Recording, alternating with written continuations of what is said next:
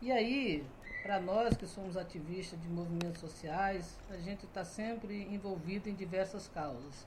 Então, para mim, é muito comum falar não só da questão da igualdade racial, mas também falar da luta pela creche, na questão da violência do combate à mulher e essa questão da habitação. Mas hoje eu quero me deter um pouco no papel que a gente tem dentro do departamento. Primeiro dizer que São José dos Campos, uma cidade que é pioneira, né, na questão metalúrgica, aeroespacial, da tecnologia, é Sim. uma cidade conservadora e que tem um movimento negro muito forte, né, um movimento de mulheres mais forte ainda, e que a gente tem essa luta há mais de 30 anos. E que a grande expectativa era qual o momento que teremos um conselho da comunidade negra, quando que teremos um departamento de igualdade racial. E aí, essa nova administração, que tem um olhar voltado para essas minorias na questão de políticas públicas, mas na sua maioria, no seu contingente de pessoas, essa administração ela tem um olhar diferenciado. E ao assumir esse novo governo, né, uma das primeiras ações que o nosso prefeito Carlinhos de Almeida fez foi transformar a Secretaria de Juventude na Secretaria de Promoção da Cidadania e Uhum. dentro dela colocou 5 departamentos, que é o da Igualdade Racial, do qual eu estou à frente, Coordenadoria das Mulheres, que é a companheira Wanda, nós temos a Juventude, que é o Felipe Máximo, dentro da Juventude a gente tem a divisão, que é o Franklin, lá, Maciel, que trabalha com a questão da atenção às drogas, e temos os idosos, que foi assumido agora pelo Coimbra, e estamos aguardando o Ilha, que deve ser o nome para assumir a pessoa com deficiência. Mas a igualdade racial, ela não é um departamento voltado para negro apenas. Certo. Ela tem um foco, né, um enfoque maior na questão negra, mas ela é um departamento de todas as etnias, porque a gente trabalha com as vulnerabilidades da população como um todo. E aí a gente sabe que quem está à margem das políticas são as pessoas que vêm do norte, as pessoas que vêm do nordeste. Hoje são os indígenas que saem das suas aldeias em busca de uma vida melhor na zona urbana e chega aqui e se perde. São esses nômades de alguma forma que vai e que vem. As pessoas asiáticas que fogem hoje dos seus países e vêm para cá na busca de uma questão melhor e acaba de uma certa forma se sentindo prisioneira, né? Então, o departamento é de todas as pessoas que se encontram, que se enxergam ali. Naturalmente, que esse departamento não dá para dizer que ele não é fruto de uma luta do movimento negro, Certo. que sempre primou, que sempre brigou para que a gente tivesse esse espaço reconhecido. Então, as pessoas acabam entendendo que o departamento é da questão, quando se fala em racial, está falando somente dos negros, mas não é verdade. E aí, eu quero dizer para você o seguinte: o Departamento de Igualdade Racial, o Departamento de Igualdade Racial, ele traz como política central, porque hoje a gente trabalha acompanhando as políticas nacionais. Né? É importante que a gente esteja em sintonia com o governo federal para você executar no município os programas que estão dando certo a nível nacional. E aí, o que acontece? O nosso programa municipal, que nós estamos preparando uma grande atividade nessa cidade, deve acontecer até o início de dezembro, onde nós vamos estar lançando o programa Vencer com Raça. E esse Vencer com Raça, ele significa exatamente que todos estão incluídos. Né? Esse é o programa central, nos moldes do Programa Nacional de Igualdade Racial do Governo Federal. Dentro dele, a gente trabalha com algumas diretrizes como saúde, educação, trabalho e renda, esporte e cultura. Dentro da questão de cultura vai ter o matriz africana, né, que você já citou aqui da questão da religiosidade. E aí a gente vai tratar todas essas vulnerabilidades, porque quando se fala de saúde, é preciso se entender, eu vou falar muito rapidamente um pouco de cada coisa, não sei se você quer me interromper, Não, tudo eu bem. estou falando, mas Não, você tá me tudo bem. interrompe. E eu quero começar por saúde, porque quando a gente trata da questão de saúde no Brasil, a gente sabe que a saúde ainda é um problema para toda a população. Eu estava pensando nisso hoje dentro lá como é que fala? Do Hospital do Parque Industrial. Pois é. Nós sabemos que a saúde não está boa, não é só em São José. Hoje, São José ela tem até um certo privilégio, porque a gente tem hospitais bem equipados, Sim. nós temos hospitais limpos, você tem pronto-socorro que te atende na hora. Nós sabemos que não é fácil, nós sabemos que precisa melhorar ainda, mas comparado com outros polos, com outras cidades, nós estamos muito bem. Estamos muito bem na frente. Mas a gente sabe que a saúde ela é complexa. E aí, quando você trata da questão da saúde da população negra, ela se torna ainda mais complexa. Porque tem doenças que acometem muito mais a população negra do que a população branca, Sim. ou amarela, ou asiática. Tem doenças que são muito mais propensas a nós do que a outros povos.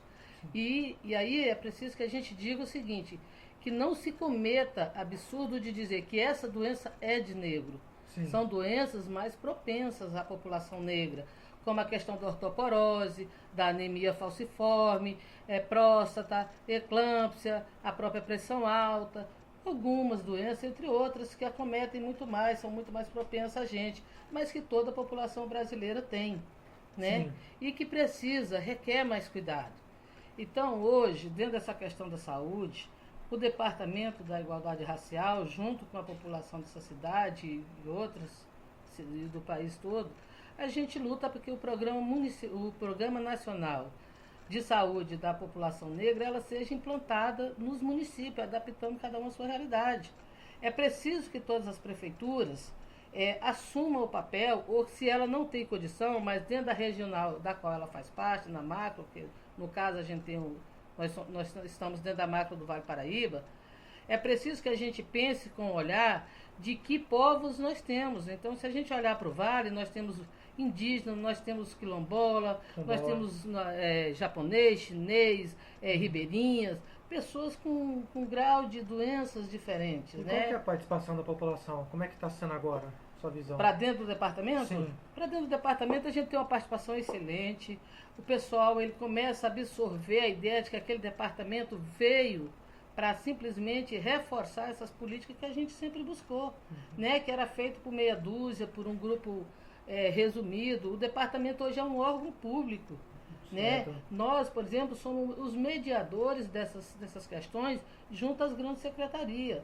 Porque o departamento ele não executa a política, mas ele articula, ele vai lá dar importância para o secretário do que é ter por exemplo, dentro da regional, que a gente, se não pode ser São José sozinho a construir, mas nós temos que construir um centro de referência da saúde da população negra no Vale Paraíba.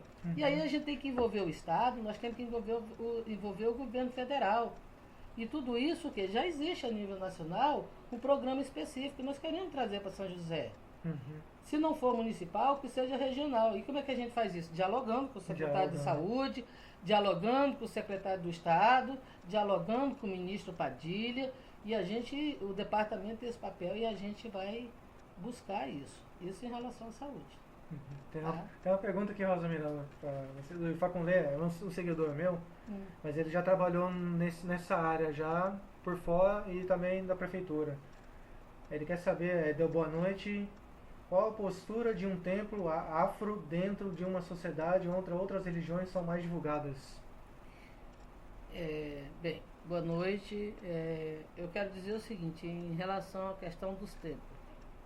Eu acho que as religiões, elas se destacam a partir do momento em que seus sacerdotes, seus representantes aí, sacerdote, ele pode ser tanto de Umbanda, de Candomblé, da católica, da evangélica, né? Eu acho que os seus representantes, as pessoas que se colocam à frente para divulgar o seu culto, ele não pode tratar a questão a quatro paredes. Né? É preciso que ela saia, é preciso que ela seja conhecida, né? Porque se existe templos mais divulgados do que outros, não é porque ele teve apadrinhamento de alguém, não é porque ele teve um espaço na mídia maior, é porque aquelas pessoas, elas começam a ter esse enfrentamento, elas começam a não ter medo de mostrar o que é. E a gente sabe, e aí eu quero trazer uma questão, no dia 30 de agosto nós fizemos o primeiro encontro de religiões de matriz africana em São José, e eu fiquei extasiada de ver quantas casas existem em São José que eu desconhecia. Porque apenas meia dúzia aparece. E a gente precisa, e eu na minha fala disse, inclusive, a gente tinha um representante da tenda de Umbanda da Mãe Maria lá do Jardim Jussara, que é o Francisco Mota, e eu comecei minha fala dizendo, olha, eu quero dialogar com todas as casas, com os terreiros, mas eu quero dialogar fora delas. Eu não quero, porque assim, eu não sei como me comportar em cada casa.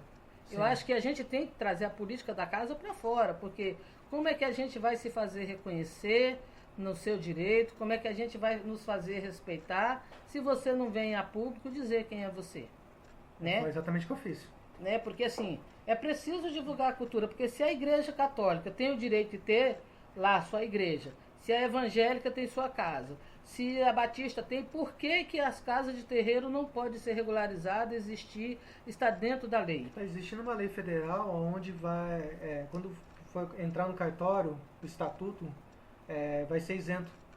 As pessoas estão sendo isentas. Agora não estou lembrando a lei específica, se é uma lei, mas fez esse pedido. As pessoas que são carentes, né, que na verdade a grande maioria é carente, mas entrando com o registro do templo, com o estatuto, vai precisar pagar. Existe um programa nacional que foi criado no governo Lula e aprimorado agora no mandato da Dilma, que é o Programa Nacional para as Comunidades de Matrizes Africanas Sim. e Quilombolas. E aí o governo federal ele não trata essa questão de casas como terreiro, mesmo a gente chamando os povos de terreiro, Sim. mas a gente chama todo mundo de matriz africana. Dentro desse programa existe uma afinidade de garantias de direito, inclusive da regularização das casas, e você pode, e aí você teve presente no 13 de agosto, você pode ter visto, você viu a nossa palestrante, Sim. que é a Mãe Dango, que é de Hortolândia, é uma das mulheres que tem um trabalho belíssimo, porque aquele corredor de Campinas até chegar em Minas Gerais, você encontra, a maioria dos terreiros são regularizados, né? Das casas são regularizadas, são reconhecidas, tem convênios com o governo federal, dentro dos programas do governo federal, desenvolve atividade social, porque eu acho que o terreiro, assim como uma igreja católica, evangélica, ela não pode se deter apenas na questão da religiosidade interna, ela tem que fazer o trabalho social. Tem. E aí, para fazer o trabalho social, você tem que se expor. Então, dizer que, para ele que me fez a pergunta, e para quem está me ouvindo, a gente só divulga, a gente só se torna conhecido a partir do momento que a gente se divulga. Que a gente nos divulga, que a gente nos expõe, que a gente se expõe, né?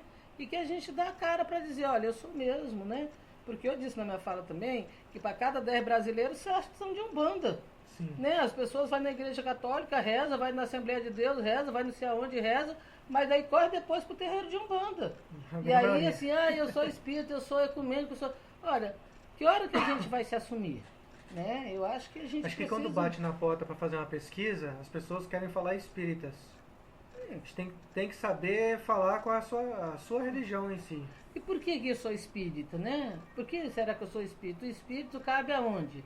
Acho que o espiritismo ele cabe em todas as religiões, porque Sim. o ser humano tem o espírito, né? Todos nós somos graciados com o espírito, porque senão a gente não existe, né? Então dizer que eu sou espírita é muito cômodo, né? Agora chegar dizer, 1%. Exatamente, dizer, olha, eu sou católica, eu me assumo como católica, não, eu sou do candomblé, não, eu sou outra religião, mas aí você tem que se assumir. Os artistas estão assumindo agora, né? Pois é. A maioria. Nós sabemos que é um preço que a gente tem que pagar. Mas assim, você ficar na invisibilidade, você só reforça a exclusão. Então é preciso que os sacerdotes, né, os donos, os representantes das casas, junto com seus filhos, com seus povos, venha para fora, traga a discussão para fora, porque é um direito ter uma casa reconhecida, uma casa que tenha autorização para funcionar. E aí, você falou da questão da identidade, eu quero só aproveitar para dizer que em julho nós realizamos a 3ª Conferência Regional da Igualdade Racial em São José. Uma das propostas que saiu dentro da conferência foi para que seja aprovada nessa Conferência Nacional que acontece dia 5, 6 e 7 de novembro em Brasília, que seja aprovado que no documento, que na RG conste além do nome de batismo, o nome também do sacerdote dentro da sua religião, certo? Esse é um desejo não só dos sacerdotes de São José do Vale Paraíba, mas quando nós chegamos na conferência estadual, essa foi uma das propostas que recebeu adesão total por parte de todo mundo. Tinha mais ou menos cerca de 2.000 pessoas participando, foi aprovada sem nenhuma alteração e está sendo encaminhada para a nacional. Uma vez aprovada lá, nós vamos acompanhar que nesses 4 anos ela tem que virar um projeto de lei e ser aprovada pelo governo federal para que todos os sacerdotes tenham na sua RG o seu nome. Não altera a certidão de casamento, alguma coisa? Não, porque a ideia é colocar no RG apenas, Entendi. né? E que a partir dali você tenha, dentro do seu documento, você possa ser tratado também pelo seu nome. Tem a pergunta do Ifaculê sobre mapeamento de terreiros, se aqui a secretaria vai poder fazer isso aqui também aqui em São José. Maravilhoso. Igual tem no Rio de Janeiro, que está falando. Então eu quero dizer para ele assim, que nós, essa semana, exatamente quinta-feira, eu recebi um cara chamado Jorge de Oliveira. Ele teve algumas atividades, o Jorge ele é teólogo e está se formando em... E agora eu esqueci. Ciência da religião? Não. Parecido. Tá. Mas ele já é teólogo, ele faz parte da diocese, ele é da diocese lá da interreligiosidade, faz parte dessa comissão. E ele fez um trabalho muito bacana, segundo ele, de mapeamentos de terreiro na cidade de Taubaté.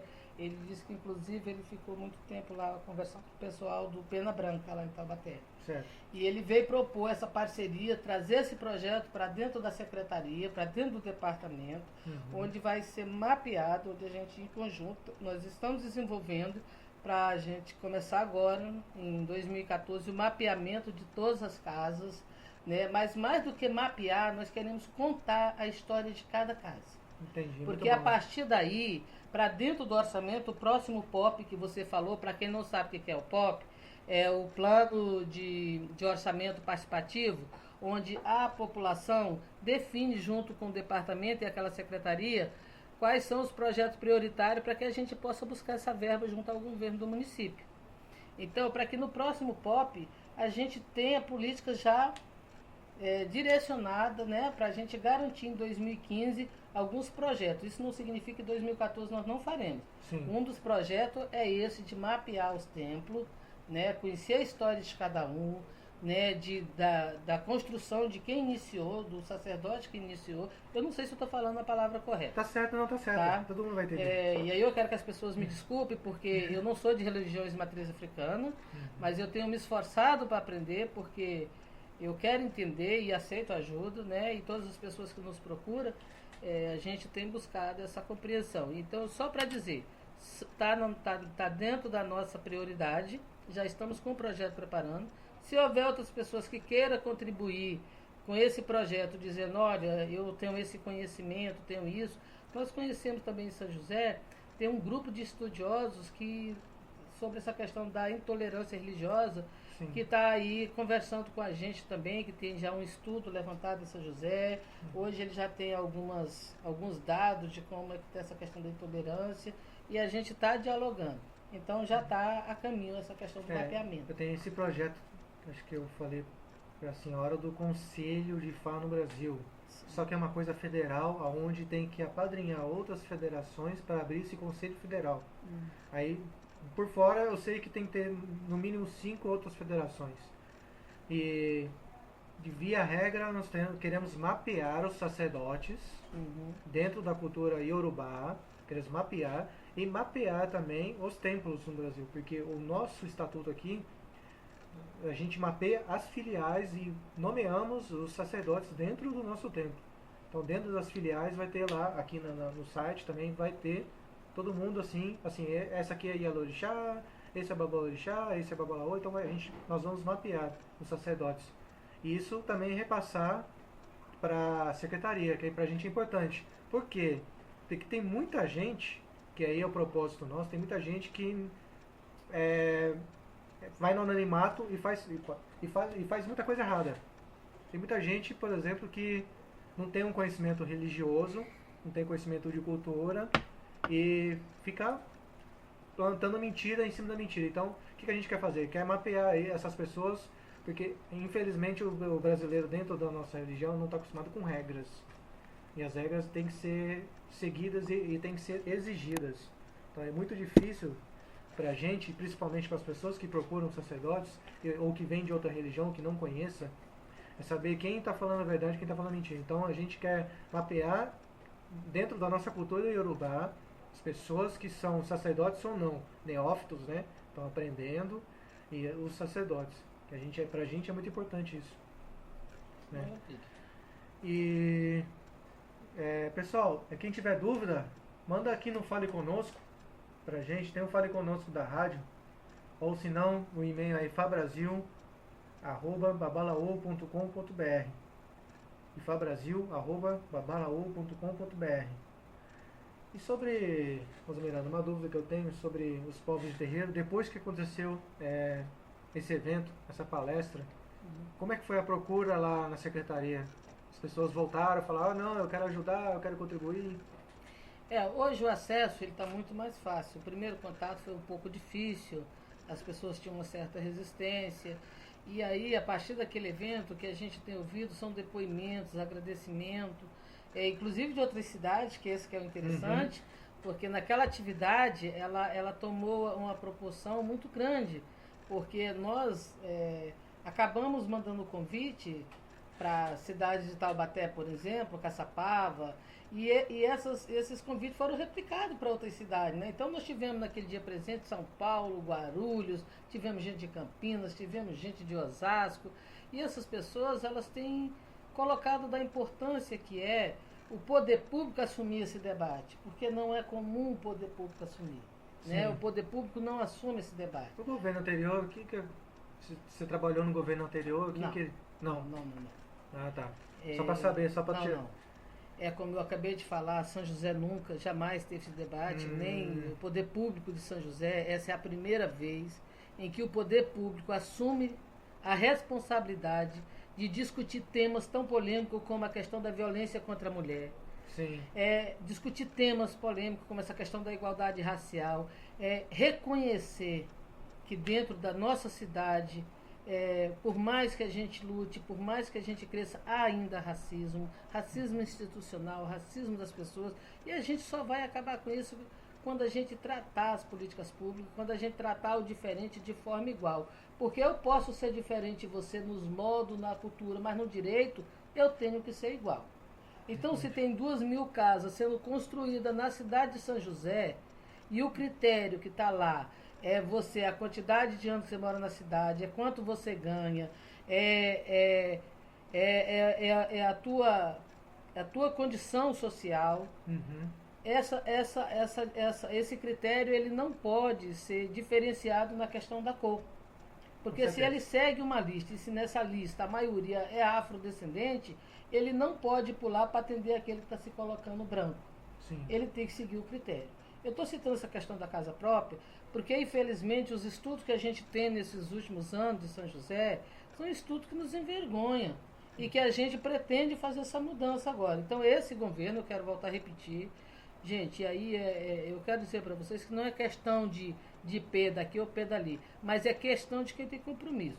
Esse governo, ele assumiu, fez uma campanha e assumiu dizendo que se eu eleito for, eu vou trabalhar com esse olhar voltado principalmente para as minorias em termos de reconhecimento, mas maioria no termo de população e incluí-los nas políticas públicas. Então o Departamento de Igualdade Racial é isso. É tratar essa questão das doenças da população negra com o olhar que se faz necessário. Não dá para São José correr atrás de prejuízo mais, onde a gente tem pessoas que morrem dia a dia de anemia falciforme, porque você não tem o mapeamento de quantas pessoas hoje são tratadas, de quantas crianças nascem com a doença, quantas pessoas nascem com traço. E o que mais me impressiona, Alexandre, na questão específica da anemia, é que as pessoas desconhecem a doença. É preciso haver mais campanha informativa dizendo: anemia falciforme é uma doença de brasileiros, com a maior proporcionalidade aos afros, sim, mas branco também tem anemia falciforme. Assim como o branco tem lúpus, assim como o branco tem esclerose, tem hemofilia, nós precisamos nos atentar para isso, né? São José é uma cidade de ponta, de tecnologia, não dá mais para a gente viver com esse caos. Então, a melhor forma de você prevenir é você ter campanhas informativas dizendo o que é E está sendo uma cada cidade coisa. exemplo, né? Exatamente, nós estamos fazendo, vai vir um investimento pesado na questão da saúde aí, nessa questão das doenças, e nós vamos tratar essa questão das doenças não como uma doença de negro, mas como uma doença de brasileiro, né? Porque nós sabemos que pressão alta não é privilégio de negro. Morre sim muito mais negro com pressão alta, né? Mas a gente sabe que não é privilégio, né? Morre sim muitas mulheres grávidas, a maioria que morre são de eclâmpsia, elas são na sua maioria afrodescendentes, mas mulheres brancas também morrem. Então não dá para a gente permitir que pessoas morram, né, por falta de um atendimento humanizado. Então o que a gente precisa mexer? Precisamos melhorar o atendimento, qualificar mais quem nos atende, precisamos levar mais informação. Tem que investir mais, então vamos investir mais. Esses médicos estrangeiros estão aqui no Brasil, estão aqui em São José também? Vão vir Sim, pra cá? também vão vir para São José, e aí eu quero particularmente fazer uma defesa dos médicos estrangeiros. Eu acho que o Brasil não pode se furtar ao caos que a gente está. Nós temos cidades que não tem um único médico. Nós somos uma população rica demais para permitir que pessoas no Norte, no Nordeste, e não precisamos ir para o Norte e para o Nordeste. Nós vamos falar de São Paulo, que está cheio de pequenas cidades que não tem médico, certo? Que não tem atendimento. E aí nós temos esses médicos que têm que vir para poder dar essa qualidade para a gente, né? Então eu sou totalmente a favor da vida dos médicos cubanos. Naturalmente que nós não temos que desvalorizar nossos médicos. Eu acho que a gente precisa somar, fazer um esforço de mutirão e romper com essas filas que está aí, cada dia adoecendo mais as pessoas. Então eu acho que da saúde um pouco seria isso, né? Porque eu queria falar um pouco da educação, não sei como é que está o meu tempo, né? Não, tem tempo. E eu queria falar da educação porque eu acho que é muito importante, Alexandre. Eu quero começar dizendo o seguinte, quero voltar de novo não só para a questão da igualdade racial, mas eu quero trazer a educação como um todo nessa cidade. Ela tem que ser prioridade porque a educação, ela é a base de tudo, né? Porque você com a boa educação, você tem uma qualidade de vida muito melhor. E aí a primeira providência que o nosso governo fez foi olhar para dentro das pré-escolas e ver quantas salas tinham ociosas. Porque a gente tem muitas pré-escolas nessa cidade, mas muitas tinham uma sala, duas ociosas, ou meia dúzia de alunos na sala. E aí, quando você tem um compromisso com essa população, o que você faz? Você constrói um projeto onde você junta, melhora a qualidade dessa pré-escola e nela mesmo você abre vagas para creche. Porque a fila de creche em São José é triste, né? Essa é uma herança terrível que nós temos, que dá conta, assim como é a herança da fila da casa habitacional, do programa habitacional, mas a creche com maior agravamento, porque as pessoas acham que a creche é o direito da mãe. Não, a creche é o direito da criança. A criança tem o direito de nascer, né, saudável, mamar no peito da mãe e de conviver com outras crianças. Então a creche não é para a mãe trabalhar, mas é para que a criança possa ter um outro lugar de convívio desde cedo na sociedade. Associado aí tem a necessidade da mãe trabalhar e deixar o filho em segurança. Mas São José assim, é um caos. A gente tem quase 8 mil pessoas na fila de uma creche, e esse governo, o primeiro olhar que ele fez foi para dentro dessas pré-escolas, e com isso ele abriu simplesmente 2.500 vagas de imediato, já esse ano, dentro dessas escolas. Sim, lá no meu bairro apareceu. Que transformou em creche. Fora isso, já está anunciado pelo governo, mas a questão de mais 10 creches, nesses 4 anos primeiro de governo dele, que vai atender praticamente a cidade como um todo. Mas a gente sabe que ainda não é o suficiente. É preciso que garanta, no orçamento do ano que vem, mais creches para atender não só uma por região, mas a região sul, Campos Alemães, precisa de no mínimo 3, 4 creches. Né? A população é grande. Isso eu estou falando só do campo, eu não estou falando do Dom Pedro, não estou falando dos bairros adjacentes, né? Sim. E assim a cidade como toda, a Zona Norte, a Zona Leste, né?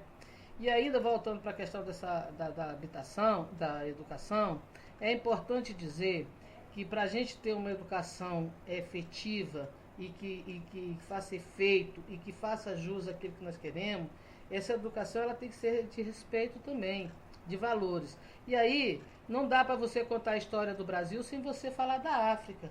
Porque quem constrói esse Brasil são os africanos, são os Sim. povos que vieram, porque a gente sabe que os portugueses vieram para cá para mandar, Sim. mas não tinha mão de obra, e a mão de obra foi trazida, que foi os nossos reis, nossas rainhas, nossos povos que vieram desaguar aqui para ser escravo e construir esse país, né? Exatamente. Chegando aqui já tinha os indígenas, mas não eram pessoas que estavam habituadas a pegar na enxada, eles tinham uma cultura própria até que não tinha necessidade, né? E aí, para dentro da educação, essa é uma luta que o movimento negro venceu, hoje é lei federal, mas a gente sabe que dentro dos municípios há uma grande dificuldade de implementação, que é para estudar a questão da história da África, africana e afro-brasileiro, que é a Lei 10.639 e a 11.645, que falam da história indígena. Porque não dá para contar a história do Brasil fazendo de conta que nós não existimos, ou que a gente existiu somente na senzala. Então é preciso fazer jus a esse povo que construiu esse Brasil, né? Nós somos 50,7% da população brasileira, nós somos maioria absoluta, Sim. certo? Então não dá mais para contar a história do Brasil nos moldes antigos.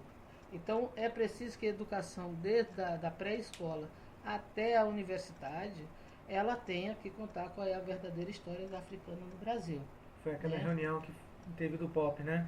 Sim, ali é uma das questões, porque São José dos Campos, por exemplo, tem 3.550 professores no município, só no municipal, 555 professores na rede municipal.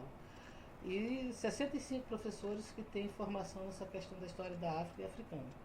Então, vamos perguntar, são 10 anos da lei, o que está acontecendo?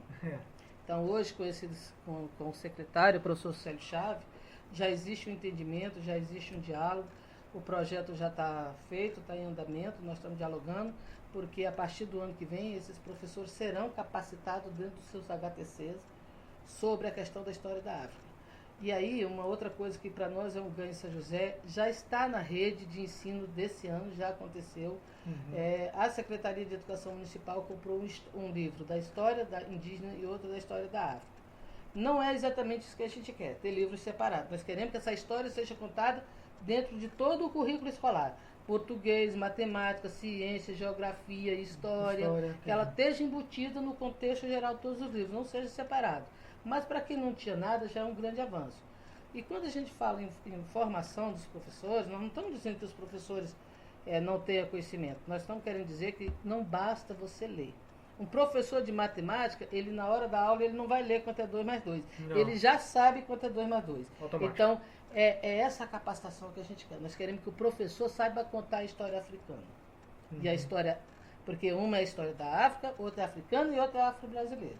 Porque são 3 histórias, uma que contribui para o nascimento da outra. Então, nós queremos isso, e esses professores têm que estar com isso na ponta da língua. É mais uma acarretação? Não, há uma necessidade. Não dá para nossos filhos crescer achando que são filhos de europeu. Né? Eu acho que a gente tem que parar com isso, que por mais que a gente tenha... Sempre cai no português e italiano. Exatamente. Não dá para a gente achar que 30% da população é filho de europeu.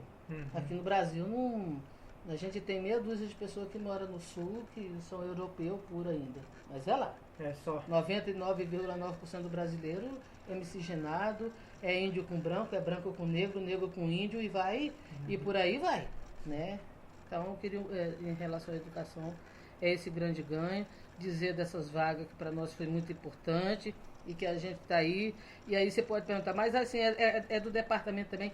Tudo que é política pública a favor do povo é do departamento também. Certo. Tá? Aqui está falando aqui o faixa Gomes de Osasco, está falando a Lei 10.639 de 2003. Isso, do ano 2003, então são 10 anos da lei. Que tornou obrigatório o ensino da história e da cultura africana e afro-brasileira. Exatamente. Só que ela é obrigatória, as escolas têm que tratar dessa questão, mas não faz a formação dos professores, é isso que eu estou falando. Nós queremos a formação. O governo federal... Faculdade? Não, é a faculdade que vai essa formar? história, ela tem... Não, a formação é assim. Você tem um curso... Sim. Que é dado para os professores durante o HTC dele ou num outro momento o secretário escolhe como é que esse curso vai ser. É como uma especialização. Só que ele pode ser 32 horas, 16 horas, 24 horas. No caso, nós estamos propondo uma carga horária de 36 horas, 3 horas semanal, uma vez por semana, e nós vamos tratar dessas duas questões, dessas duas leis, 10.639 e 11.645, ambas de 2003, quando foi revogada a lei maior. Tá? Então é essa formação que a gente quer.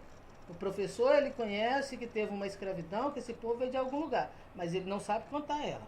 Nós queremos que conte, não dizer que o negro é o que é aquilo, porque a gente vê na história, conta que negro é o selvagem mau e o índio é o selvagem bom. A gente tem que parar com isso. Né? Então, eu acho que o racismo, o preconceito perpassa por isso. Que as pessoas, que é um hábito, infelizmente, uma cultura infeliz. Falta de informação. Né? As pessoas muitos não querem melhorar, insistem nessas coisas desagradáveis, quer dizer, tá cheio de neguinho fazendo isso, tá cheio. Então, nós precisamos, sabe, querer melhorar a nossa cultura. Nós somos um país riquíssimo em cultura. Nós temos que parar com essas coisas, essas picuinhas, essas miserabilidades, essas arrogâncias de achar que a gente é superior, de querer tabular que negro é inferior, que nordestino é inferior, que mulher. Então a gente precisa parar com isso. Né? E olhar o nosso par de forma igualitária, de direito, de conhecimento de tudo. Né? Então, meu pai perguntou aqui, Reinaldo Obadaré, se existe proposta para a igualdade racial no Brasil. Se a proposta, sim, se todas as secretarias, né, pai, estão juntas para promover a igualdade racial. Então, eu acho que é uma proposta excelente. O governo Lula, e aí a gente remete a 10 anos atrás, 12 anos atrás, quando ele assume, 3 meses depois, ele vai criar a SERPI, é a Secretaria Especial de Políticas de Promoção de Igualdade Racial. E naquele momento ele nomeou a nossa companheira Matilde Ribeiro como ministra especial. E por que ministra especial? Porque aquela secretaria, ela não tinha orçamento, ele não tinha como dar um orçamento para aquela secretaria, e ela teria que usar uma verba vinculada do gabinete dele. Né? Porque todo prefeito, presidente, governador, quando assume, ele já recebe pronto um orçamento daquele ano. Então, hoje a CEPI, ela trabalha integrada com todas as secretarias, com todos os ministérios, porque não dá para você desenvolver políticas para essas populações sem você trabalhar em conjunto. No caso aqui, trazendo para São José, eu quero dizer para você, Oswaldo, né? Reinaldo Obadaré, que é o seguinte, nós de São José hoje estamos dialogando com todas as secretarias do município, inclusive temos reunião com o secretário do Trabalho e Renda, que é o Mirando Web. Nós vamos estar nos reunindo com ele quinta-feira, já agora, quinta-feira, onde nós vamos tratar de alguns projetos específicos de qualificação para a população negra, né, que está no mercado de trabalho em situações mais vulneráveis. Então, nós queremos fazer um curso específico, né, com o Sistema S, que pode ser o Senai, o Senac, né, nessa parceria para a gente qualificar. Mas nós também estamos dialogando, como eu já falei, nós já estamos com alguns projetos já acertados com a educação, além dessa questão da formação dos professores, a gente tem uma questão cultural, que é o centro de referência, que a gente está dialogando aí, já está basicamente fechado com a questão da educação e mais a Fundação Cultural, porque quando você faz do Centro de Referência da Cultura Negra, você vai trazer a cultura como um todo, e ela tem que caber todos os povos ali, né? Então nós já estamos dialogando, já com o trabalho, a saúde, já demos 2 passos para frente, estamos discutindo, principalmente com o setor de políticas porque tem o DPS, que é o Departamento de Políticas de Saúde, onde trabalha com todas as doenças mais específicas, essas vulnerabilidades. Nós estamos dialogando, né? E fora isso, já estamos solicitando reunião com a Secretaria de Habitação, porque queremos entender, né? O governo, por exemplo, já assinou convênio com a Minha Casa Minha Vida, e vai estar construindo aí para pessoas até 3 salários mínimos. E nós queremos saber como é que está essa questão do critério. Hoje ele já contratou para ser construída quase 3.000 casas, e nós queremos fazer o recorte racial nessa questão da moradia, porque não dá para... de cada 3 mil pessoas, ser só 10 negros, 10 afro-assumidos que recebem a casa. Você entendeu? Uhum. Então, todas essas demandas a gente está discutindo. Então, assim, essa integração, e aí quando a gente faz o projeto, qualquer projeto que nós fazemos, todos os projetos do departamento, qual é o risco desse projeto? É do meu parceiro, que é quem vai executar de fato, ele considerar que aquilo não é importante. Então, cabe a nós, o departamento, ao meu secretário, que é da Secretaria de Cidadania, porque nós estamos dentro da Secretaria de Promoção da Cidadania, a articular junto do prefeito, porque a ordem do prefeito hoje é todas as secretarias têm que dialogar e procurar fazer o melhor pela população. Não dá para você, que é secretário A, achar que tem que aparecer mais do que o B. Sim. A prefeitura é um conjunto que tem que trabalhar e aparecer todos juntos. Então, se nós temos políticas específicas, nós vamos dialogar com todo mundo e tem que ser prioridade para eles também. Pode não ser a hora que a gente quer, mas a gente tem que estar dentro do planejamento para que ele aconteça. Então, o projeto hoje a nível nacional, é o que eu te falei no começo, nós trabalhamos alinhado com as políticas do governo federal, que hoje está funcionando muito bem. E nessa resposta, eu creio que pelo Brasil todo a gente vê o progresso, né, dessas questões, né? Pessoal, se tiver perguntas, por favor, manda em fabrasil@babalaú.com.br ou fale conosco na Rádio Fabrasil, ok? Rosa Miranda, tem uma pergunta sobre deficientes. Não sei se conhecimento... Assim, a nossa cultura,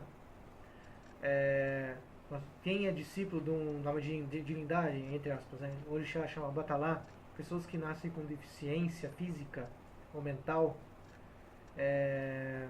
são protegidos por essa divindade.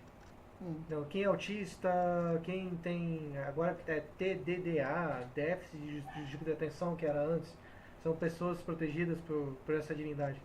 Pessoas que nascem sem braço, sem perna, sem tronco, enfim, os membros aqui inferiores. Então, sobre a política, né, a defesa dessas pessoas, o que você tem a dizer pra gente sobre o que você conhece sobre essas pessoas que nascem com deficiência? Se existe algum projeto que pode fazer para melhoria deles, por exemplo, autistas, aqui em São José. Se tem escola para eles, escolas boas para eles serem cuidados, passar o ensino para eles. Então, essa questão das pessoas com deficiência em São José, ela hoje, apesar de já termos uma assessoria, já desde o governo passado, nesses últimos 4 anos foi criada uma assessoria, mas eu digo para você que as políticas em relação a isso avançaram muito pouco, e hoje essa assessoria ela virou um departamento. Sim. E se busca um espaço maior nessa aplicação dos direitos das pessoas com deficiência, mas a gente sabe que também ainda é uma grande problemática da nossa sociedade. Porque o que acontece? As famílias que têm uma pessoa com deficiência em casa, a primeira atitude delas é de esconder aquela deficiência, a pessoa, sim, né? Porque elas vão se sentir como se fosse menores, inferiorizadas, como ela é o alvo da sua rua, da sua comunidade. Com isso, passa com que essa fragilidade aumente mais, porque ao invés deles se juntar e ir para cima do poder público, cobrar políticas efetivas, eles acabam se isolando. Então o que a gente vê nas rádios é uma mãe, é outra que liga dizendo que o filho tem uma deficiência mas que caiu lá na escola, ele mora na norte, caiu na escola na sul ou na leste, e aí ela não tem condição de pagar o transporte, e aí ela tem direito ao transporte, mas aquela fila é imensa. Mas são vozes isoladas. Sim. Então, assim, porque a lei federal diz hoje que as empresas já são obrigadas a dispor de 5% de suas vagas para pessoas com deficiência. Naturalmente, que tem empresas que elas não podem ter todos os tipos de deficiente, né? Porque há uma necessidade, há um risco, há tudo. Mas ela tem que ter. Assim como a prefeitura. E aí tem uma coisa que é muito mais bacana, que eu queria falar aqui, que aí eu quero remeter ao governo federal, que dentro do programa habitacional do governo federal hoje, por exemplo, para todas as casas construídas, e nós queremos que São José pratique isso. Porque já existe um único conjunto habitacional que foi feito e onde reservou a cota para as pessoas com deficiência, e aí qualquer tipo de deficiência. Porque, por exemplo, você está inscrito no programa habitacional, você foi aí, está lá constando que você tem uma filha que é deficiente visual, auditiva, física, tem transtorno mental. Então, você está dentro daquela cota, você preenche todos os requisitos, você vai ganhar, vai ser sorteado da casa pelo teu filho, pela tua filha, não por você. Entendi. Então, hoje o conjunto habitacional João Paulo II, na Zona Sul, existe já uma cota, assim. Existe uma rua, inclusive, que na sua maioria são pessoas com deficiência. E aí as pessoas, muita gente fala assim, mas por que colocaram a maioria aqui? Talvez também para facilitar um pouco, porque quando você olha para a cidade, você olha para a estrutura que ela tem. Então, se você tem numa rua várias pessoas com deficiências diferentes, mas você tem 2, 3 pessoas com deficiência física, às vezes é muito mais fácil o único carro parar ali e já resolver o problema, do que ele ficar pinga aqui, pinga ali, pinga ali. Exatamente. Mas isso também não. O que importa para nós é que seja respeitado essa cota. Em relação às escolas, infelizmente, aí eu quero dar mão para motor. Nossas escolas, nossos educadores não estão preparados. Sabe, as escolas são obrigadas hoje a receber, mas elas não estão preparadas, adequadamente preparadas. Essa é uma outra questão que a gente vem. Mas a gente precisa, assim como a gente diz que os terreiros, os sacerdotes precisam sair para fora, nós precisamos que esses pais não enxerguem na deficiência do seu filho um obstáculo para eles estarem na sociedade. Medo. Certo? Uhum. Que eles enxerguem nessa deficiência dos seus filhos um desafio que eles têm que vencer para ocupar o seu espaço nessa sociedade. Porque não é escondendo meu filho que eu vou resolver meu problema. Você entendeu? Então a gente precisa entender que eu posso ter eu tenho 4 filhos, nenhum tem deficiência física, nenhum é auditivo, nenhum é mental, nenhum é visual. Pô, mas meus filhos às vezes podem me dar uma canseira muito maior. Sim. Você entendeu? Uhum. Então, ser deficiente, ter a deficiência, nasceu com a deficiência, não significa que aquela pessoa não tenha direito às políticas públicas, não tenha direito a participar dos espaços de lazer, de cultura. E a gente tem que fazer com que todos os equipamentos públicos, quando for pensado, ele tem que ser pensado para um todo. Qual que é a população hoje de São José? Eu não tenho muita certeza, mas eu acho. Eu não tenho muita certeza. Eu vi esse dado recentemente, porque o departamento da pessoa com deficiência é na mesma secretaria que eu, mas aí eu quero dar aqui a mão para a motora, não posso precisar, mas eu acredito que 12% numa população de 673 mil habitantes, tem 12% de pessoas com deficiência cadastradas. Aí quais são as políticas públicas assim, em São José hoje?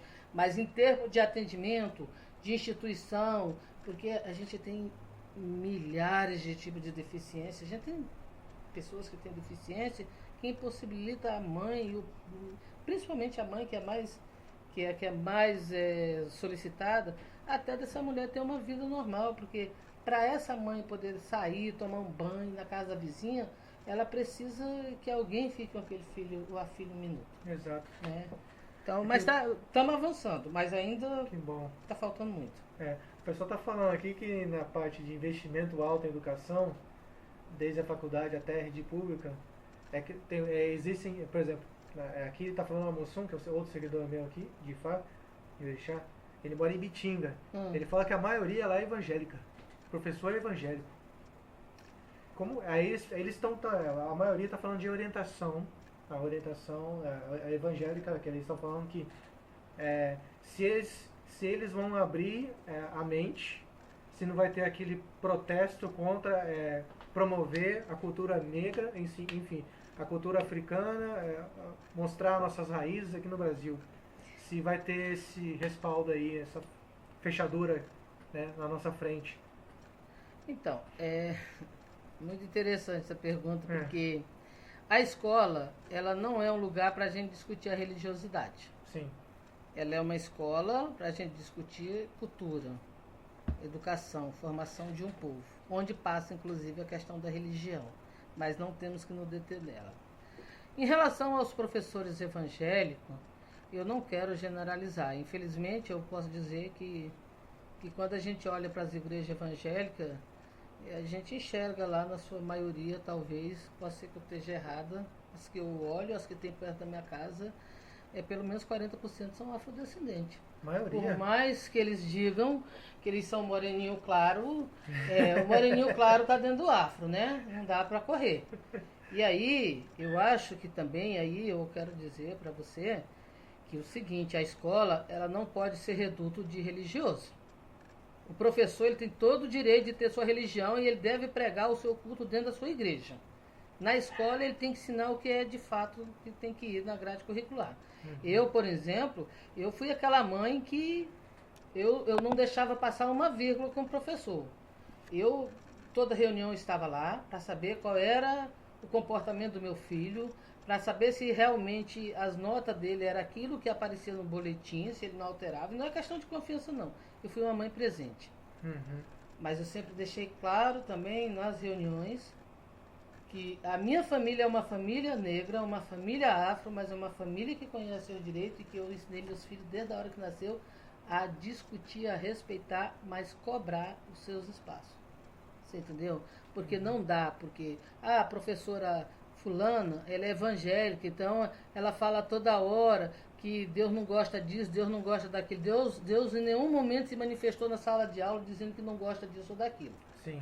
Então nós não podemos ficar usando o nome de Deus em vão. E aí, porque eu acredito, não sou ateu, né? Eu acredito em Deus sim.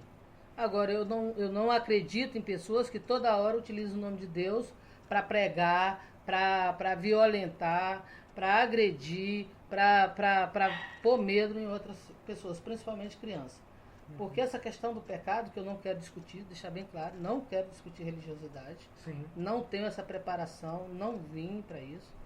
Agora, para mim, professor que vai para a sala de aula, se ele vai falar de religião, que a dele é melhor do que a do fulano é isso. Então assim, essa questão da Lei 10.639, ela é a história do Brasil. Aqui tá falando tocar o berimbau dentro da sala para jogar uma capoeira, já fala que é macumba. Infelizmente, as pessoas confundem, e aí eu não vou nem muito além. Teve uma atividade lá na nossa secretaria, por exemplo, a Coordenadoria das Mulheres está fazendo um curso de capacitação desde o começo do ano, onde fala de todas as violências contra a mulher, contra a criança, contra o idoso, contra tudo.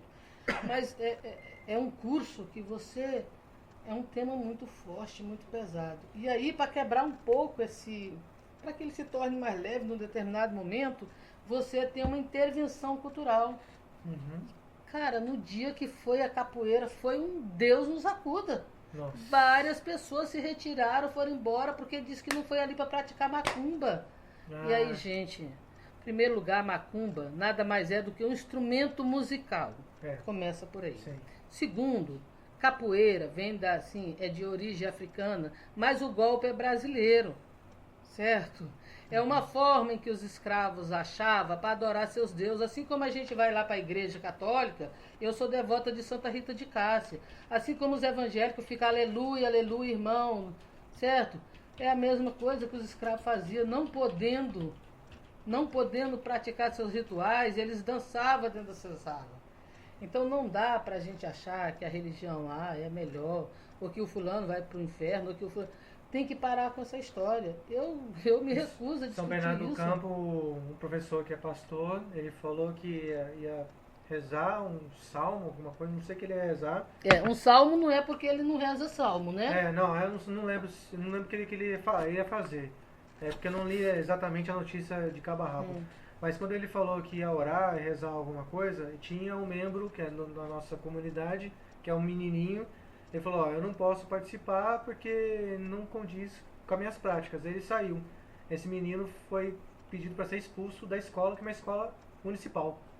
Então, mas aí é que você vê, a gente tem outros casos, inclusive, que tem garotos que são ateus, que estão dentro da sala de aula, e onde a gente sabe de notícias que está aí comprovado, tem processo rolando, de professora que reza o Pai Nosso, Ave Maria, e o Pai Nosso é universal, mas o garoto tem o direito de não querer rezar o Pai Nosso, porque ele não acredita no Pai Nosso. Sim. E aí nós temos que respeitar agora, não é? Porque é por isso que a professora tem o direito de dizer que aquela criança, aquele jovem, né? E aí a gente não precisa nem aqui elencar o que é que ela fala, né? Porque tudo acaba lá junto com não sei quem, né? Então, a gente vive numa sociedade onde você tem que ser magro, onde você tem que ser branco, onde você tem que ser loiro, dos olhos azuis, onde você tem que morar numa zona central de conforto, falar inglês, Sim. e por aí, entre outras coisas. Então, esse padrão não é um padrão brasileiro. Não dá para você querer colocar todo mundo no mesmo molde e pronto. Até porque se nossa cultura foi isso, então nós não vamos parar de ser meros alienígenas dominados por meia dúzia de pessoas, né? Eu pedi para o Amossum ele falar lá. O meu TCC foi justamente sobre a aplicação da lei nas escolas de minha cidade, que é Ibitinga. Que na época de 2007, pouquíssimos professores sequer tinham conhecimento da lei. Simplesmente, segundo o levantamento que fiz na época, a lei era simplesmente desconhecida.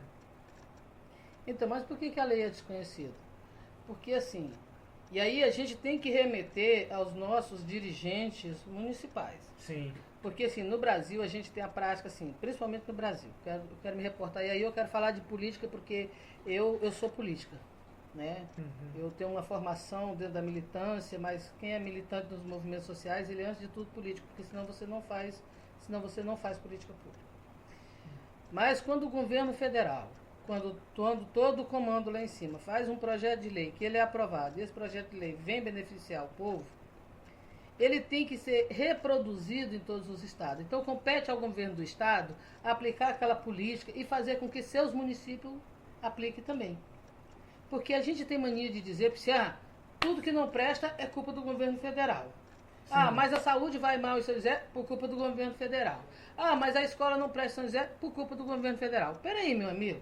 A sua cidade é governada pelo governo federal? Depois do governo federal, tem quem? O seu governo do estado, certo? Sim. Depois do seu governo do estado, vem vir o prefeito do seu município e quantos vereadores você tem lá mesmo? Agora, fora isso, qual é o tamanho dessa população? Porque depois de você fazer toda essa pirâmide, você vai ver que a base é quem tem o poder. Agora, é muito cômodo, e aí eu vou dizer uma coisa para você que eu não tenho nenhum problema de dizer. Porque normalmente as pessoas que estão em cargos, eles vêm muito assim, tomam muito cuidado, mas eu acho que é preciso o povo brasileiro acordar e assumir para si a responsabilidade que tem. Que se muitas políticas públicas não funcionam, é porque nós queremos que venha mastigado para dentro da nossa casa. Eu quero ter o direito, por exemplo, de ter a casa própria, mas aí eu não correspondo àquela ficha que está lá, eu não consigo preencher a ficha, eu não me enquadro dentro. Mas o que eu preciso fazer para me enquadrar? Você tem que tirar o documento tal, você tem que... mas aí eu estou cansado. Mas aí é muita burocracia. Muito então, difícil. esse muito acaba nos colocando numa situação muito cômoda, porque é fácil dizer que, olha, é culpa do fulano, olha, é culpa do... Mas em que hora que eu vou assumir a minha culpa? Qual é o momento da minha responsabilidade? Porque, como eu te falei, eu tenho 4 filhos. Eu não tinha dinheiro para pôr minha primeira filha na faculdade, mas eu tinha um talão de cheque. A universidade falou para mim no dia da matrícula, olha, nós não aceitamos cheque pré-datado de jeito nenhum. Eu falei, você vai aceitar sim. Porque se eu posso dar um cheque pré-datado numa loja, se eu posso dar em tal lugar, eu posso dar um cheque pré-datado aqui sim. Vou fazer a matrícula do meu filho sim, porque se eu não fizer, eu vou fazer um escândalo danado, chamar a imprensa. E minha filha entrou na faculdade com o cheque pré-datado para pagar daqui a 30 dias a matrícula. Então, se eu não tivesse tomado aquela decisão, porque estava cheio de gente de classe média alta, pagando em cheque, mas ali... Só que eu não tinha, cara, e minha filha passou no vestibular e não tinha ProUni, não tinha cota ainda.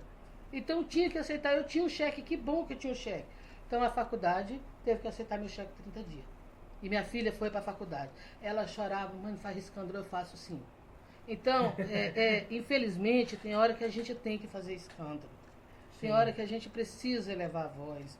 Não dá para achar que tudo é culpa do governo. Não precisa quebrar banco também, não, né, Carla, né? Quando a gente fala elevar a voz, eu não estou falando de você sair, porque eu sou contra quebrar qualquer patrimônio público ou privado. Não vão pagar depois, não? Exatamente. Quando eu falo elevar a voz, é você conhecer seus direitos, é você defender o que é justo. Você entendeu? Porque as escolas privadas, por exemplo, elas não são boazinhas e não estão fazendo nenhum favor quando aceita meu cheque, não. Porque elas têm isenção de imposto na minha cidade. Qual é a retribuição que ela dá?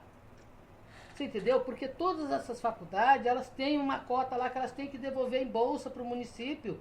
Mas a gente não sabe onde é que essas bolsas foram parar, na mão de quem. Você entendeu? Então a gente tem. Agora, não dá para a gente achar que o vereador que eu elegi ou que eu votei, ele vai estar preocupado em esmiuçar isso, não. Nós temos que correr atrás do nosso direito. Nós precisamos saber o que acontece com essas isenções de impostos que são dadas para as empresas, qual que é a implicação que ela tem, porque ela, quando recebe isenção por 10 anos, ela tem que gerar tantos mil empregos. Aí ela não gerou. Tá, mas aí, assim, ela está fazendo o quê? Ela está cuidando de uma creche? Ela construiu uma creche? Ela está gerando emprego para não sei quantos? Ela está dando benefício para quem? Ora, a lei do município diz isso. Agora, se a gente desse uma olhadinha na lei do município, ficava mais fácil da gente cobrar. Sim. Então, é a questão aberto ao seguinte. público. A cidade só cresce quando todos nós fazemos um esforço junto. As políticas só acontecem quando todos nós estamos dispostos a construir junto. Então, um cede daqui, outro cede dali, e aí nosso tempo. Agora, por exemplo, eu estou com 2 amigas aqui, junto comigo, que têm outros compromissos, mas que vieram aqui me dar carona, porque eu estou sem carro, que vieram ser solidárias comigo. E porque é importante divulgar esse trabalho, esse departamento. Porque é importante a gente estar aqui falando com as pessoas, de dizer, olha, São José, agora sim, São José tem um departamento de igualdade racial. O que nós discutimos lá? Projeto que beneficia principalmente as pessoas que se sentiam à margem, colocada à margem por conta do poder público nas políticas públicas. As pessoas de Caçapava, Jacareí, pode procurar São José? O departamento é da cidade, mas está aberto para o vale inteiro. Nós queremos discutir, nós aceitamos contribuição, nós vamos fazer debate onde tem. E só para te dizer mais uma coisa, Alexandre. Pegando essa relação partidária, sim, hoje nosso departamento ele está dialogando com 9 prefeituras do Vale Paraíba, que estão ligadas diretamente ao nosso partido político, dizendo da importância deles tomar a mesma decisão que o prefeito tomou aqui. Do compromisso que ele tem que assumir com aquela cidade. Sim. Nós sabemos que tem cidade dessas 9 que não tem orçamento nem para bancar a despesa da cidade. Mas espera aí, dá para a gente construir pelo menos uma discussão? Nós queremos que o poder público pelo menos assuma a discussão. Que ele entenda que há necessidade. Se não dá para criar a secretaria agora, o departamento agora, mas vamos chamar a discussão através das secretarias já existentes. Olha, quem lá dentro da Secretaria de Saúde conhece mais essa questão da saúde da população negra? Vamos fazer mais investimento, vamos fazer uma campanha. A questão é na educação, porque às vezes não dá para criar o órgão que vai gestar essas políticas, mas dá para você dialogar dentro do já existente. Né? Fala pra gente, por favor, já falou do projeto agricultor, pequeno agricultor. Aqui acho que falaram sobre isso também, foram esquecidos. Principalmente em Bitinga, onde ele mora, não tem muita agricultor também. São José, ela é uma cidade em que ela tem uma grande quantidade de agricultura familiar, né? A gente sabe de muitas Sim. famílias que vivem da agricultura familiar, mas também nós temos os pequenos agricultores em São José que trabalham com os produtos principalmente não tóxicos, né? Mas eles não têm muito espaço na cidade. Mas agora existe um projeto, né, de lei voltado exatamente para eles, onde a prefeitura vai dar uma prioridade nessa questão da compra dos alimentos, principalmente para as escolas, né? Porque é necessário que a gente invista e valoriza, né, as nossas empresas, os nossos produtores. Sim. E aí não dá para a gente pensar, quando a gente pensa em empresa, a gente pensa na Petrobras, a gente pensa na Embraer, na Vibraz. Cara, mas e quem fabrica, e quem produz o nosso arroz, nosso feijão, nossas hortaliças, né, as nossas frutas, também são produtores, são empresários, e são pessoas que precisam principalmente do município que seja o seu principal comprador, né? E aí, São José é uma cidade muito grande, muitas escolas. Eu, por ter nascido em São José, eu não gosto muito de ficar vendo o pessoal construindo um monte de casa aí não, predinho, aí nos lugares onde poderia... Tá plantando. Plantando. Nós somos defensores da natureza em si. Então, assim, a mesma coisa que um bandista pega um monte de coisa e joga no meio da rua, vai quebrar, que a gente não... Assim, no nosso princípio, nós aceitamos muito isso. Mas desde que ele depois pegue lá e jogue no lixo corretamente, né, reciclando, né, corretamente. Mas do mesmo modo, na minha visão, hoje como joseense, nasci em São José, criado aqui, eu posso ver que tem muitos lugares onde poderia cultivar, poderia ter mais emprego para pessoas que conhecem o ramo da agricultura, poderia abrir mais as portas em vez de construir só casas. Né? Então, São José, eu quero fazer um pouco dessa defesa na questão dos grandes centros urbanos. Sim. São José é uma cidade de polo industrial muito forte, é a terceira aí no ranking de São Paulo, é uma cidade... Pensei que era a segunda ainda. Com uma característica muito grande, né? E é uma cidade que é cada dia mais procurada. Sim. Então, não dá para a gente ter em São José uma fila de 28 mil famílias esperando para morar. Tem isso. Então, não dá para você pensar numa cidade de tecnologia como é São José com uma dificuldade de moradia. Então, é preciso você assentar essas pessoas. Porque senão a desigualdade, ela nunca vai ser superada. Porque enquanto o cidadão que trabalha, rala, ganha 2 salários mínimos, continua pagando aluguel, ele nunca vai conseguir chegar no patamar de quem está na classe média, classe alta. Por quê? Porque ele não tem a oportunidade de ter seu próprio patrimônio. E aí as pessoas falam assim, mas eu trabalhei para comprar minha casa. Tudo bem, eu também trabalhei para comprar minha casa, mas talvez eu tenha tido uma oportunidade maior do que você. Sim. Né? Eu consegui, num determinado momento, estar num bom emprego. Eu acabei, no momento onde eu elevei a voz maior, eu consegui entrar na faculdade, né? Ou eu me esforcei um pouco mais ali, mas eu também estava com uma melhor saúde, eu não tive problema em casa. Porque não dá para a gente achar que só porque nós temos nossa casa própria, o restante é tudo... não é esforçado, não tem direito, não tem merecimento. Não dá para a gente ter esse olhar. A igualdade, ela passa por você, por todo mundo ter direitos iguais. E o acesso à moradia está na Constituição. A saúde, a moradia, o trabalho, a alimentação saudável. Isso está na Constituição, é um direito de todos nós. E aí, se eu não tenho condição de comprar minha casa, o governo tem que me ajudar para que eu possa adquirir. Porque se ele não me ajuda, então que políticas públicas que ele está gerando? Ele não está me dando a casa. Ele está me proporcionando comprar uma casa com aquilo que eu ganho. Então, quando o governo municipal de São José assina o convênio pela primeira vez nesses 12 anos da Minha Casa Minha Vida, o Carlinhos de Almeida assinou o convênio para a construção de quase 3 mil casas. Na Minha Casa Minha Vida, para quem ganha até 3 salários mínimos, nós não tínhamos. 3 não, só 2. Nós não tínhamos, né? Não, diretamente não, nem 2. Nem 2. Nem 2, era 5 salários. Agora quem ganha até 3 pode. Quem ganha até 3. Até você 3. Entendeu? Entendi. Então, assim, eu tô lá na fila, o governo vai fazer a casa lá, eu vou poder concorrer ganhando um salário. Porque ele tem que considerar que desse salário mínimo que eu ganho, a lei diz que pelo menos 30% eu não posso empenhar em outra coisa que não seja alimentação, educação e saúde. Então, esses outros 70% eu vou ter que dividir com tudo isso. E aí, como é que eu vou pagar essa casa ganhando só um salário mínimo? Ora, o governo vai ter que compreender, ele é meu fiador. Se eu só posso pagar 50, é os 50 que eu vou pagar. Agora, não é porque eu só posso pagar 50 que eu não tenho direito à casa. Então, a partir do momento que você trabalha com essa lógica, com esse direito da acessibilidade a todos nós, você vai ver que não é privilégio. Porque privilégios são aqueles que são exceções. Mas não é porque ele roubou, porque ele não é merecedor. Que bom que você é uma exceção, que bom que você chegou lá. Cara, mas nós também precisamos chegar. Sim. Não é porque eu cheguei que os outros não têm que chegar. Nós temos que chegar. Nós sabemos que não há lugar no Esplanado para todo mundo. Não. Mas há lugar na Zona Sul, há lugar na Zona Leste, há lugar na Zona Oeste. Há lugar para todo mundo. E aí, esse progresso implica, assim, muitas vezes na questão ambiental, né? A gente acaba mexendo um pouco. Então é preciso conciliar, né? Até a educação também. Exatamente. É preciso conciliar toda essa mudança, essa urbanização, esse mapeamento, essa lei de zoneamento.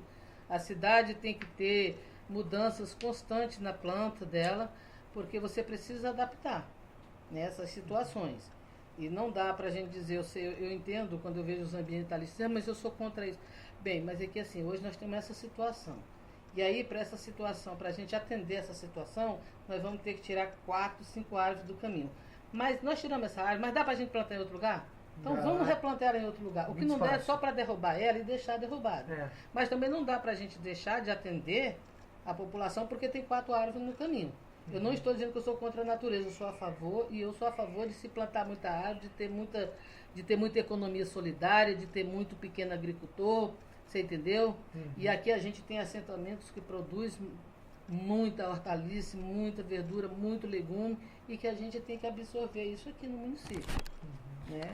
Mas... E fala, por favor, pra gente do pessoal da Costa do Marfim, que chegou aqui em São José dos Campos, a comitiva. Então, acho que foi o dia de hoje, o seu dia de hoje, na verdade, né? Acho que para encerrar um pouco, né? Sim. Então, acho que já falei bastante, né? Mas quero dizer o que está seguinte... agradecendo aqui, estão falando rapidamente aqui, ó. No Rio de Janeiro tem um projeto para terreiros usarem material reciclável para as oferendas. Em vez de usar o alguidar lá, aquele barro, usa a folha. Mas eu acho que tudo isso, essa questão da religiosidade, eu acho que é preciso, nós estamos programando para o ano que vem, 2014, nós vamos fazer o primeiro fórum interreligioso. Muito e aí, eu quero só dizer para você o seguinte, esse fórum não será construído pela Rosa Miranda, porque eu não tenho essa capacidade de entendimento religioso para construir esse fórum. Eu estou me cercando de pessoas de conhecimento, de religiões diferentes, para que a gente construa algo bacana.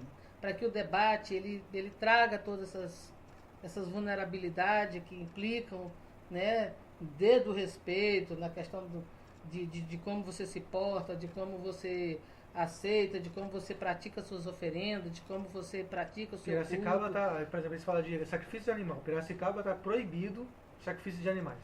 Então, mas assim, eu não vou falar muito dessa questão, porque senão eu vou me entrar em situações que eu não sei responder. Sim. O nosso objetivo do Fórum Interreligioso é fazer com que as religiões de São José elas possam dialogar.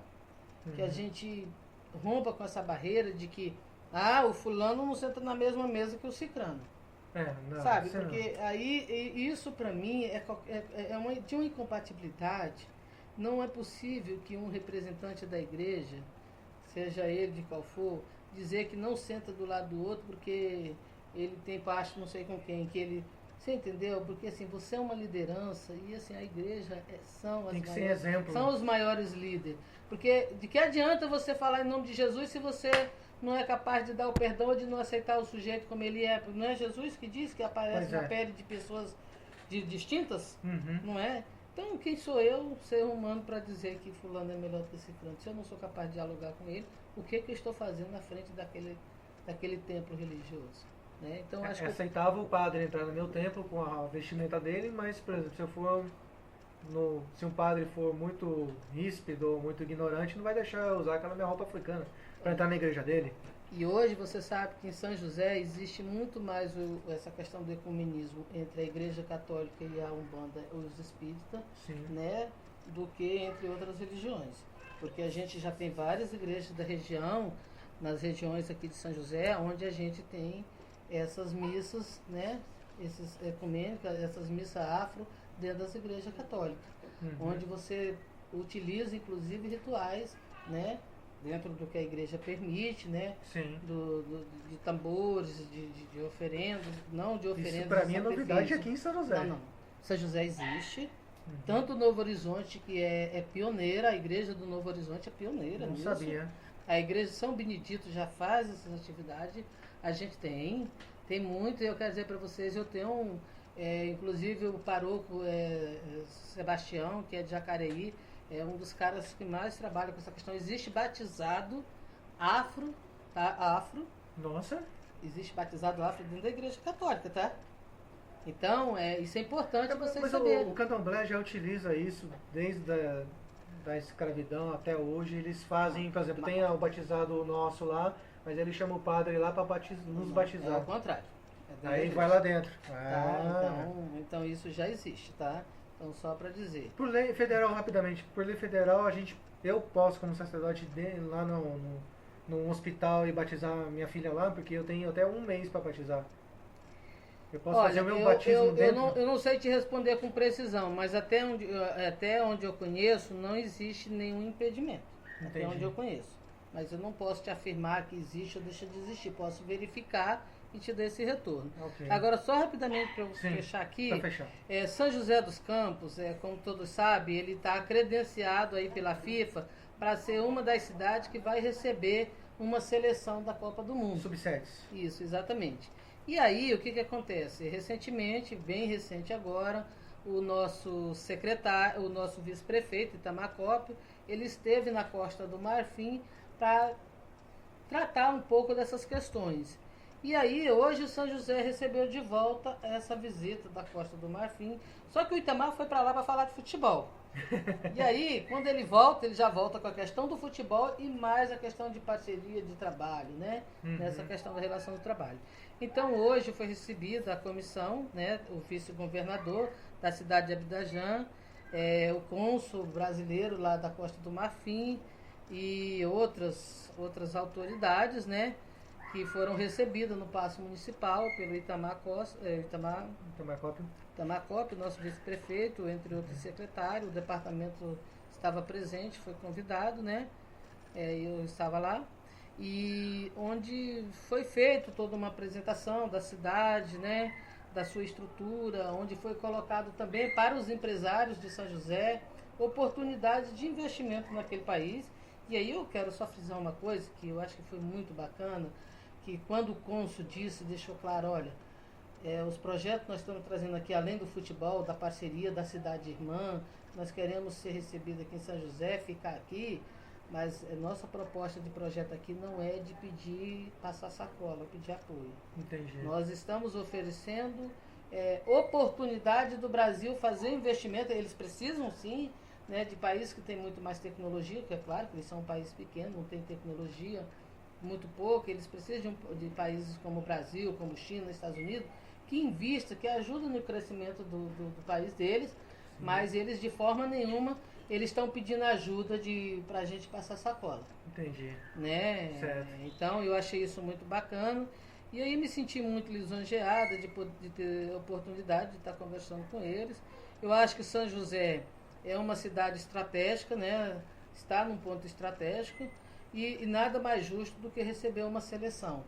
E, assim, o sonho de Costa do Marfim é estar na final com o Brasil, né? E, aliás, né, eles pediram gentilmente que, já que São José assinou o pacto de cidade irmã da Costa do Marfim, o Brasil finalista, eles também, ele deixar o Brasil deixar eles ganhar. A gente falou que, infelizmente, isso a gente não ia poder fazer, né? Então, parabenizar aí essa questão, porque eu acho que esse governo também está preocupado em levar nossa classe empresarial para fora, mostrar o que a gente tem de bom, o que a gente pode oferecer lá fora, né?